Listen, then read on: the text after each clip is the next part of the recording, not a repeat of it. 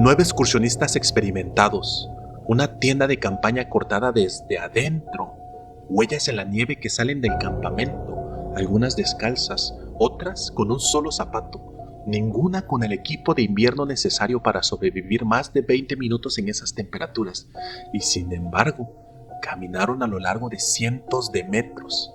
Cuando finalmente encontraron los cuerpos, semanas después, la explicación oficial fue apenas una frase: murieron por una fuerza desconocida. Algunos tenían fracturas en el cráneo como si hubieran recibido el impacto de un auto. Otros, el tórax completamente destrozado por dentro, sin ningún golpe visible en la piel. Y 2 de los cuerpos, encontrados meses más tarde bajo la nieve derretida, ya no tenían ojos. Nadie ha podido explicar hasta el día de hoy por qué 9 personas que sabían exactamente cómo sobrevivir al invierno siberiano decidieron huir de su propia tienda en mitad de la noche hacia la muerte. Esta es la historia del paso Dyatlov y de por qué, más de 60 años después, los científicos todavía no logran ponerse de acuerdo. Yo soy Asa y esto es Doom. Para entender lo que pasó esa noche, hay que empezar por quiénes eran estas 9 personas y por qué elegían pasar sus vacaciones caminando por uno de los territorios más hostiles del planeta. Era enero de 1959, en la Unión Soviética. Un grupo de estudiantes y recién graduados del Instituto Politécnico de los Urales, casi todos expertos en montañismo, organizó una expedición de esquí a través de los montes Urales del norte. No eran aficionados improvisando un viaje peligroso, eran deportistas experimentados, entrenados específicamente para este tipo de travesías extremas. El objetivo era llegar hasta el monte Otorten, una zona remota a más de 300 kilómetros de la ciudad más cercana. El viaje estaba clasificado como de categoría 3, el nivel más alto de dificultad para ese tipo de rutas en la Unión Soviética. Completarlo les daría un certificado importante para sus carreras deportivas. El grupo salió el 23 de enero, liderado por un joven de 23 años llamado Igor Dyatlov, quien le daría su nombre para este caso. Originalmente eran 10 integrantes, pero uno de ellos, Yuri Yudin, tuvo que abandonar la expedición pocos días después de iniciar debido a un fuerte dolor que le impedía continuar. Esta decisión, tomada por un simple malestar físico, le salvó la vida. Yudin sería, durante décadas, el único sobreviviente capaz de contar cómo era el grupo antes de que todo terminara en tragedia. Los 9 restantes continuaron la ruta sin él. Llevaban diarios de viaje, cámaras fotográficas y un plan claro: enviar un mensaje a su club deportivo una vez completada la travesía alrededor de 3 semanas después de partir. El 1 de febrero, en medio de una tormenta de nieve que reducía la visibilidad casi por completo, el grupo se desvió de su ruta original y terminó en la ladera de una montaña conocida por los habitantes locales de la zona con un nombre que, visto en retrospectiva, resulta inquietante: Kholat Syakhl. En el idioma de los Mansi, un pueblo indígena de la región, significa la montaña de los muertos. Para no perder la altura que ya habían ganado durante el día, Dyatlov tomó una decisión que parecía perfectamente razonable en ese momento: instalar el campamento ahí mismo, en la ladera, en lugar de retroceder hasta un terreno más seguro entre los árboles. Fue la última decisión que se conoce con certeza de todo el grupo, porque lo que pasó esa noche dentro de esa tienda es lo que absolutamente nadie ha podido reconstruir con seguridad hasta el día de hoy. Pasaron las 3 semanas acordadas y no llegó ningún mensaje. Al principio, nadie se alarmó demasiado. Los retrasos en este tipo de expediciones no eran inusuales y el clima de esta temporada había sido especialmente duro.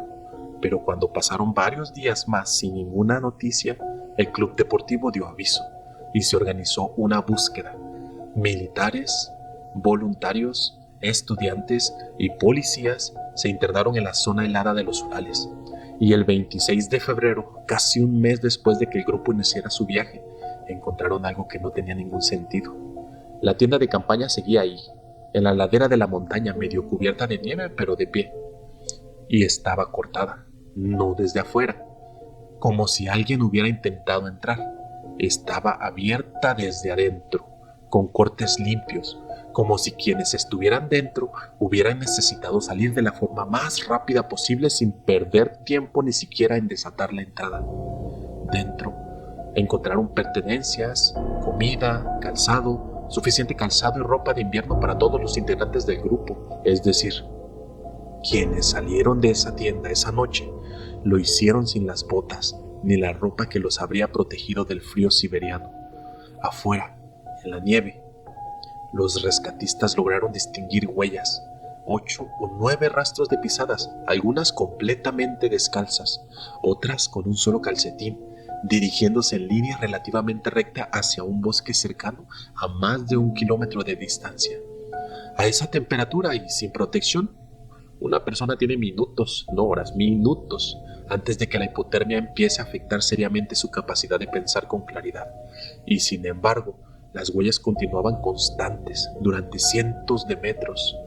Siguiendo ese rastro, bajo un cedro grande y solitario cerca del límite del bosque, los rescatistas encontraron los primeros 2 cuerpos, Yuri Doroshenko y Yuri Krivonichenko, ambos descalzos, ambos vestidos apenas con ropa interior, a pesar del frío brutal de la noche.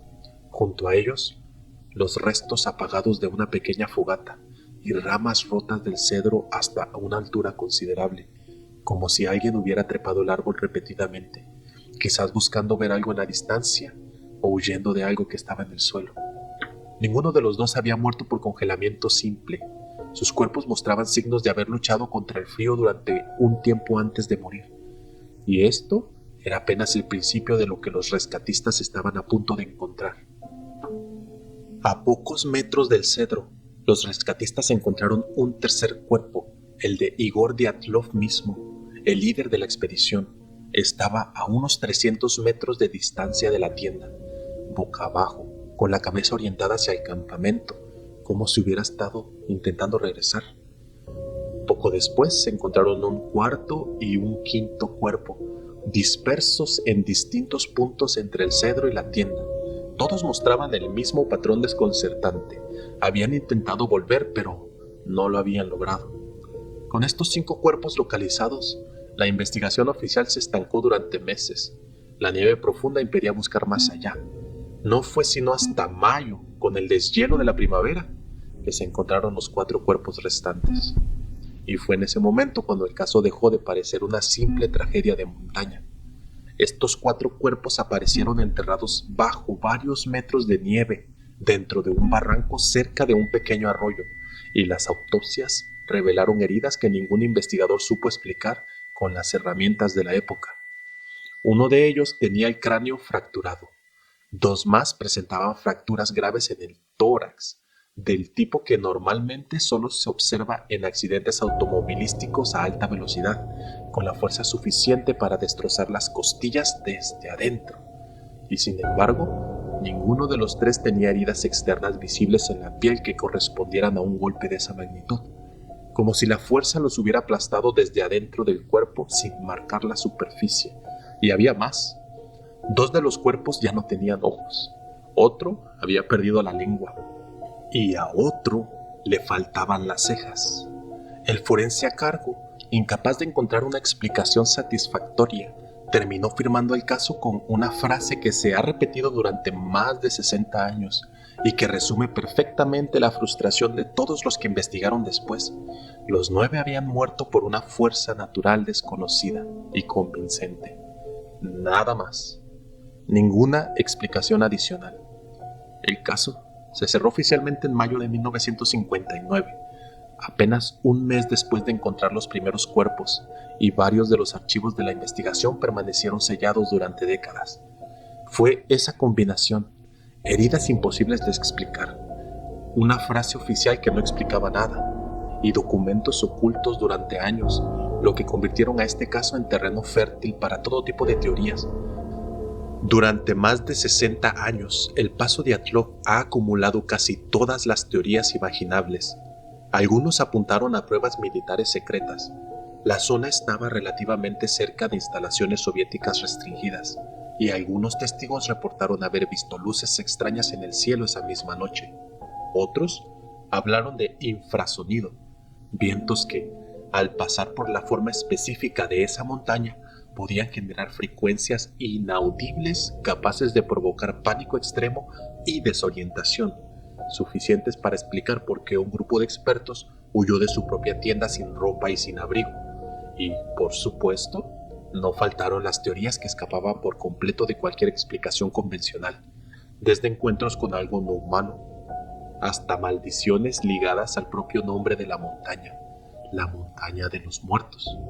Pero, en 2019, las autoridades rusas decidieron reabrir oficialmente el caso, usando métodos científicos modernos que no existían en 1959, y en los años siguientes, un equipo de investigadores suizos publicó un estudio que por primera vez logró explicar de forma consistente al menos una parte del misterio: cómo murieron, aunque no necesariamente por qué actuaron como actuaron.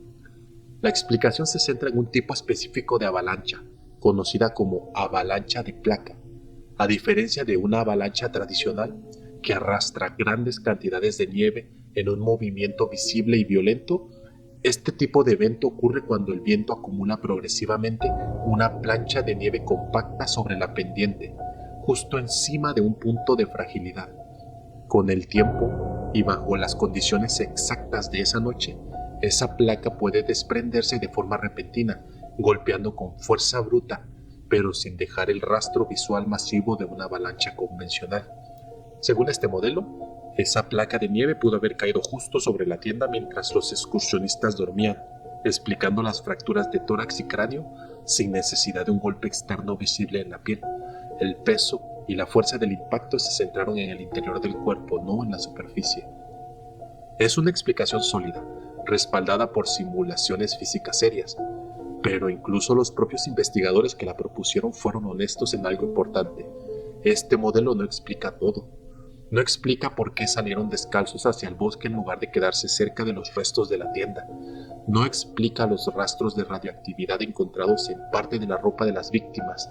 Y no explica del todo por qué dos cuerpos perdieron los ojos y por qué otro perdió la lengua. En otras palabras, la ciencia moderna logró resolver una pieza importante del rompecabezas, pero no todas. Así que volvamos a esa noche del 1 de febrero de 1959. 9 excursionistas experimentados, entrenados para sobrevivir exactamente a este tipo de condiciones extremas, cortaron su propia tienda desde adentro y salieron corriendo hacia la nieve, descalzos, en plena noche, con temperaturas capaces de matar en minutos. Hoy, gracias a la ciencia moderna, probablemente sabemos cómo murieron varios de ellos. Una placa de nieve, acumulada silenciosamente durante la tormenta, que cayó sobre la tienda con la fuerza suficiente para destrozar sus huesos sin dejar marcas visibles en la piel. Pero, ¿cómo murieron? ¿Y por qué actuaron así? Son dos preguntas completamente distintas. Y esa segunda pregunta, ¿por qué 9 personas expertas en sobrevivir al frío decidieron que su tienda dañada era más peligrosa que huir descalzos y sin abrigos hacia el bosque? Siguen sin tener una respuesta que convenza a todos, ni siquiera 65 años después. Así que es un caso abierto, te lo pregunto a ti. Si hubieras estado ahí esa noche sintiendo lo que sea que sintieron ellos dentro de esa tienda, ¿tú también habrías salido corriendo hacia la nieve, sin botas, sin abrigo, sin mirar atrás? Déjame tu teoría en los comentarios. Avalancha de placa, infrasonido, algo que la ciencia todavía no puede medir, o una combinación de varias cosas que se juntaron esa noche en el peor momento posible. Este canal existe para desenredar casos como este, los que la ciencia casi logra explicar del todo, pero no completamente. Si quieres seguir cavando en los misterios sin resolver más inquietantes de la historia, ya sabes qué botón presionar antes de que termine este video, porque a veces la explicación más razonable todavía deja preguntas sin responder. Yo soy Asa y esto es Doom. Muchas gracias por ver este video.